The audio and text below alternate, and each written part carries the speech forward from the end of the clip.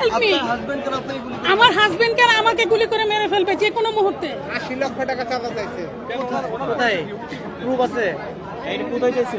আমি একটা বাড়ি বিক্রি করছি, বাড়ি বিক্রি করেছি সেই টাকা। আচ্ছা শুনেন, এটা আমি একটা জিনিস বলি, আমরা কোনো অথরিটি না, শোনেন আমার কথা শেষ করতে দেন তারপরে। আমরা কোনো অথরিটি না, অথরিটির ভাব নিয়ে কোথাও যেতে পারি না, কোনো কাজের অর্ডার করতে পারি না। এক, আমরা যেটা করতে পারি, আপনি প্রশাসনের কাছে যাবেন, আমরা প্রশাসনকে এই অনুরোধটুকু জানাতে পারি যে আপনি তাদের যে ন্যায়সঙ্গত যেটুকু অধিকার সেই জায়গায় সহযোগিতা করেন, তাদের সাথে যেন কোনো চাঁদাবাজি না হয়। আমরা চাঁদাবাজি সমর্থন করি না। প্রশাসনিকের কাছে গিয়েছিলাম, কোথায় গিয়েছিলেন? জিডি করেছি আমি কেরানীগঞ্জ, আটিতে থাকি, কেরানীগঞ্জ থানায় গিয়েছি আমি। জিডি ওনারা আমাকে বলছে, আমি বলছি জিডি করলে হবে না, আমি বাসায় থাকতে পারতেছি না, আমাকে রাস্তায় রাস্তায় থাকতে হচ্ছে। ওনারা জিডি করে দিচ্ছে, ওনাকে তদন্ত অফিসারের নাম্বার দিয়েছে, আমি ফোন দিয়েছি, ওনারা ফোন কেটে দিচ্ছে। আমি কোথায় যাব তাহলে? আমার জীবন এখন সংকটাপন্ন, আমি কার কাছে যাব? আচ্ছা, এর আগে হচ্ছে আমরা ছিলাম।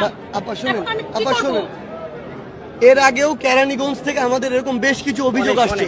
এই জায়গায় প্রচুর চাঁদাবাজির অভিযোগ আসতেছে। সেটা নিজের একটা ফ্ল্যাট ভাড়া দেওয়া হোক, নিজের একটা ফ্ল্যাট বিক্রি করা হোক, কিংবা নিজের যে কোনো ব্যবসায়িক প্রতিষ্ঠান থেকে শুরু করে সব জায়গায় কেরানীগঞ্জের এই জায়গায় আমরা এখনই প্রশাসনের সাথে যোগাযোগ করছি।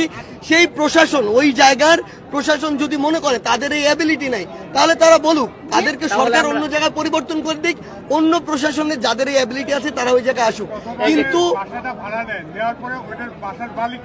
কিন্তু এই চাঁদাবাজিটা বন্ধ করার জন্য আমরা তাহলে ওইখানকার প্রশাসনের সাথে যোগাযোগ করছি। মোহাম্মদপুর এলাকায় থাকে